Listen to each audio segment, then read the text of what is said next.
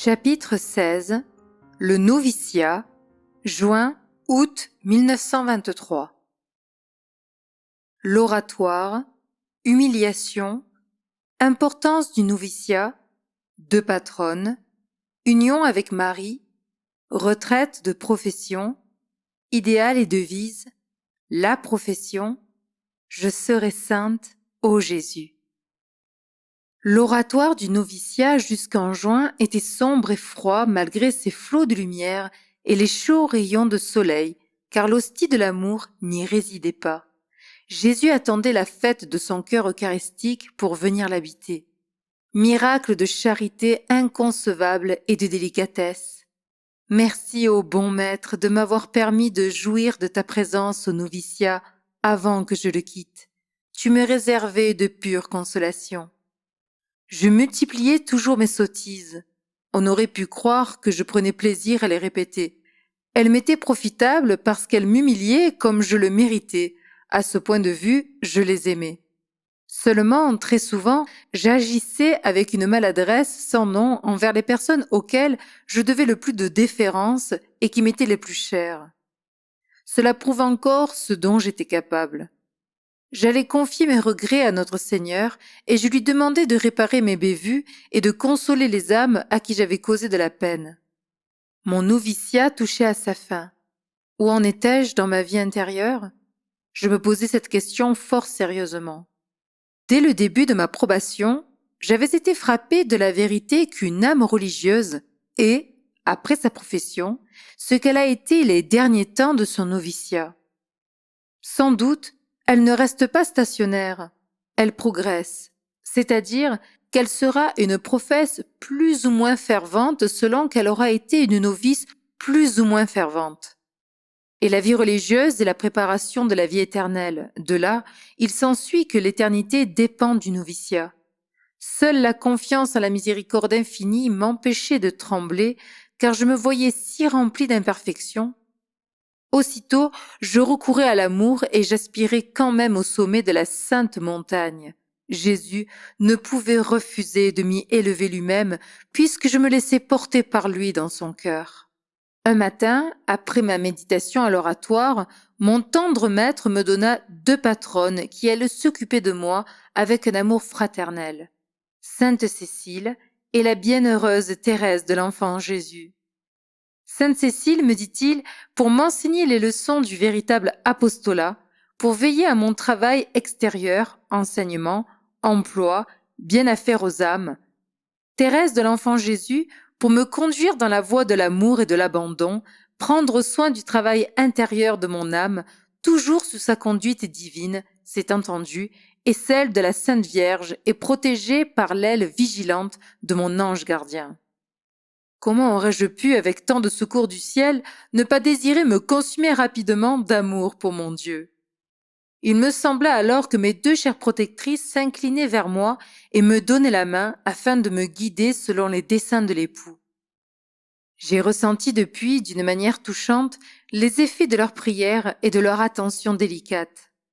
Sainte Cécile m'a obtenu de mieux comprendre les vertus qui sont l'ornement nécessaire d'une âme apôtre, entre autres, la charité aimable et souriante envers tous, l'oubli constant de soi, le zèle ardent et réfléchi, en un mot, le dévouement pour la plus grande gloire de Jésus et de Marie par le chemin de l'obéissance.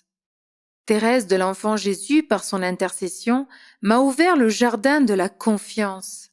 Alors j'ai goûté le vrai fruit de l'abandon. De plus, elle m'a fait avancer dans l'esprit d'enfance et m'a obtenu de grandes lumières sur la parole de notre Seigneur à ses apôtres. Si vous ne devenez comme les petits enfants, vous n'entrerez point dans le royaume des cieux. Et toute son action, inutile de le dire, porte le cachet de l'amour. Oh, que je me sens bien, Cécile et Thérèse, à l'ombre de vos palmes. Remerciez Jésus pour moi de m'avoir confié à vous, et par sa grâce, faites-moi sainte comme il le désire. Que je lui rende toutes les âmes dont la sanctification et le salut est attaché à ma générosité dans son amour.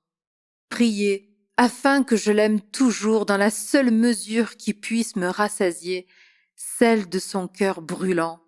Ô Jésus, Je veux t'aimer dans la mesure infinie de ta charité éternelle.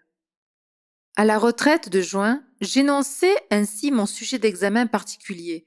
Je ferai dans la matinée ou dans l'après-midi 5 actes de charité envers le prochain, en union avec notre Seigneur, en l'honneur de ses plaies sacrées, par amour, et en union avec Marie, ma bonne mère. Voilà que j'ai le besoin de penser plus souvent à Marie, de m'unir à elle d'une manière plus soutenue que par l'offrande générale de mes actions. C'est le moyen le plus rapide pour se perdre en Jésus. J'écrivis un questionnaire nouveau. 1. Ai-je fait ce matin ou cet après-midi mes 5 actes de charité, etc. 2. Me suis-je efforcé d'agir avec la douceur, la bonté, l'amour de Jésus? 3. Ai-je laissé agir notre Seigneur par moi, afin qu'en me voyant, le prochain soit porté vers mon bon maître? 4. Comment ferais-je mieux cet après-midi ou demain dans la matinée? Le sujet de la retraite étant l'obéissance, j'ajoutai: Mon Dieu, je vous en supplie, accordez-moi l'esprit d'obéissance et d'humilité, obéissance de jugement, obéissance aveugle. Je ne vais rien vous refuser. Accordez-moi d'être fidèle à chacune de vos grâces. Je veux vous servir le plus parfaitement possible parce que je vous aime. Marie, ma bonne mère, gardez-moi. Oui, je vivais pour mon Dieu, non pour être récompensé au ciel, mais uniquement parce que je l'aimais et pour sa gloire à lui, ici-bas et là-haut. Je ne pensais jamais au mérite que procure la correspondance à la grâce. Plaire à Jésus et le faire louer, voilà tout ce qui m'enflamme. Je suis toujours dans l'admiration quand je songe qu'à nous, pauvres humains, n'étant capables de rien par nous-mêmes, Dieu daigne nous accorder son secours et de plus nous glorifier en lui toute l'éternité si nous sommes fidèles.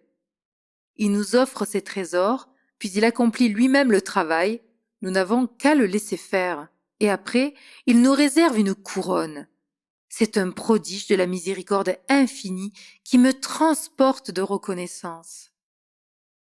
L'approche de la retraite de profession m'excitait à la ferveur durant les saints exercices. Les instructions et les méditations magnifiques me trouvèrent insensible.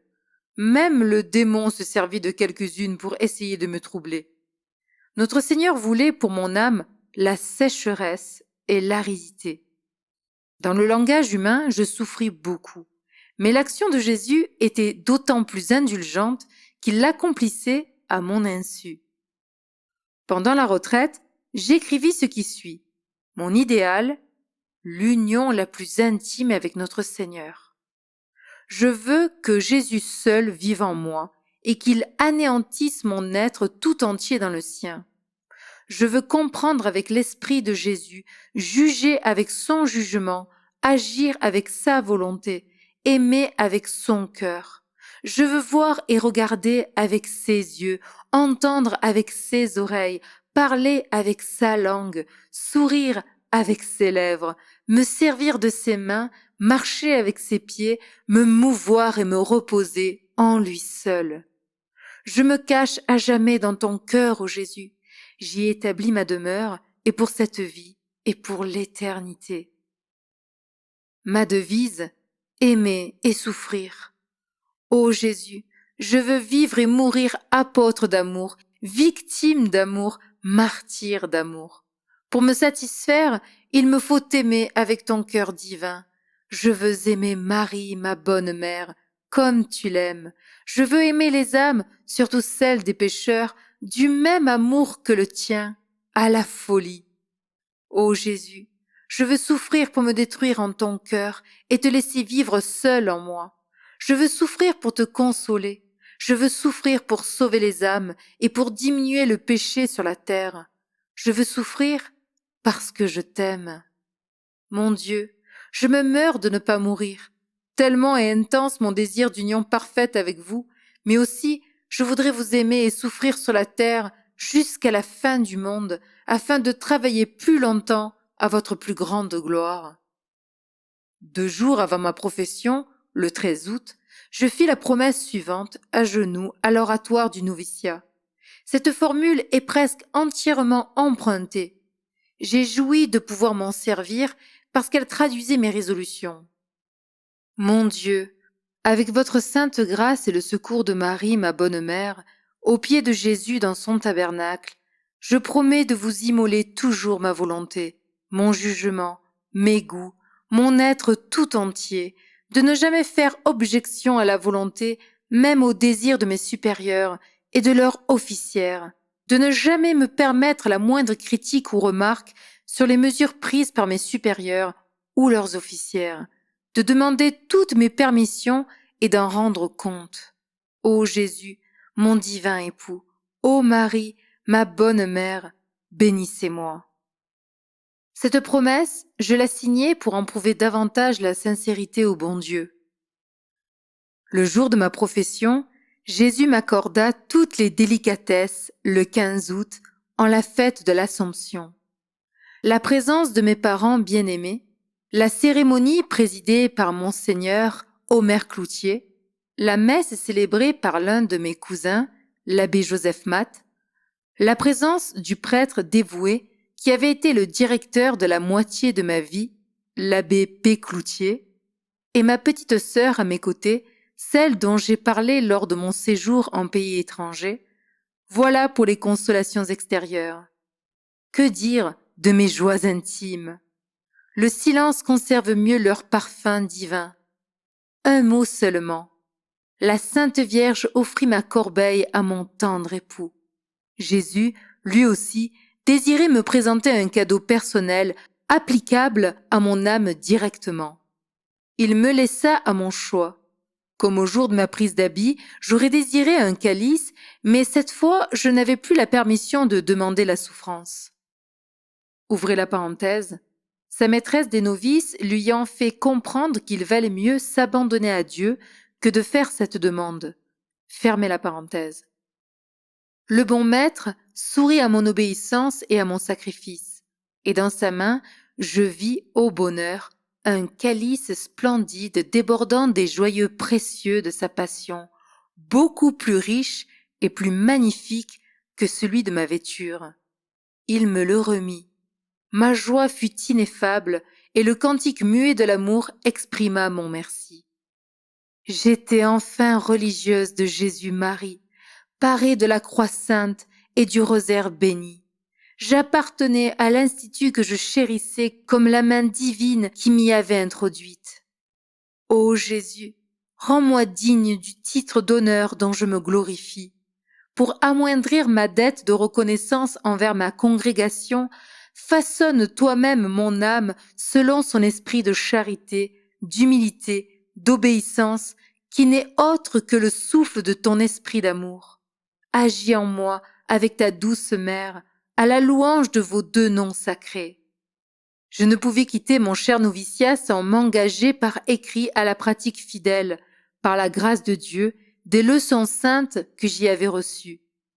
Ma gratitude profonde ne saurait compenser le moindre des conseils innombrables qui m'ont dirigé. Mais j'abandonne le juste retour au cœur eucharistique de Jésus et à la Vierge Immaculée. Sous le titre « Je serai sainte, ô Jésus », je copie mes sentiments à l'aube de la vie active, à l'heure où j'entrerai bientôt dans le champ du maître de la vigne. Je serai sainte, ô mon Jésus. Veux-tu recevoir ma promesse? Ce n'est pas un moment d'ivresse qui passe et ne revient plus. Non, c'est ton amour qui me presse, ce sont tes grands bienfaits reçus. Ah, tu le sais combien je t'aime, ta pensée est mon seul bonheur. Tu m'as ravi mon pauvre cœur, c'est toi Jésus, beauté suprême, qui captive ma faible ardeur, rend mon désir d'amour extrême. Au jour de lutte et de danger, tu mets la force et la lumière. À tout instant sur cette terre, oui, tu m'as voulu protéger. Jésus, mon Dieu, mon tendre Père, dans tes dons, tu me fais nager. D'amour pur, mon âme s'épuise, pauvre, elle ne peut que languir. À toi, Jésus, je veux m'unir, que ta brûlante flamme attise mon ardeur qui veut te bénir. que mon être se divinise. Je quitte le noviciat, mon époux, je n'ai qu'une envie. Ici-bas, vivre de ta vie, au vaste champ d'apostolat, la profession me convie, tu me consacres ton légat. Pour te faire louer des autres, je ne sais prendre qu'un chemin. Me laisser guider par ta main, c'est le vrai secret des apôtres. À la sanction de demain, saint heureux, je serai des vôtres. Par ta grâce, je le promets, mon Jésus, je deviendrai sainte. En moi se gravera l'empreinte de tes traits divins pour jamais. Attendant l'éternelle étreinte, je m'appelle un de tes jouets. Fais de moi ce que tu désires, je ne veux rien te refuser. Si tu te plais à me briser, je te réponds par des sourires. Si tu préfères t'amuser, je jouis de tes faits et dires. Je serai sainte en tout détail, mais Jésus, je te laisse faire. Ma donation est entière, je t'abandonne le travail.